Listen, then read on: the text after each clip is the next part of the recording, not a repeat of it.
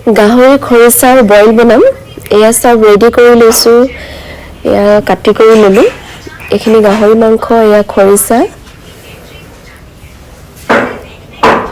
সব ৰেডি কৰি লৈছোঁ এতিয়া বনাম আৰু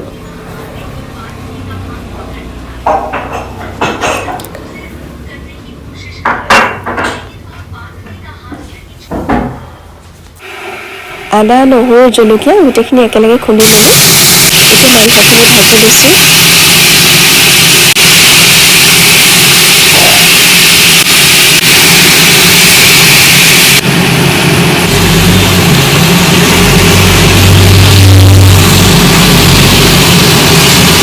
এতিয়া মাংসখিনি ভাজি লৈছোঁ যেতিয়া ভালকৈ সিজি যাব তাৰপিছতে গৰম পানী দি দিম ইয়াতে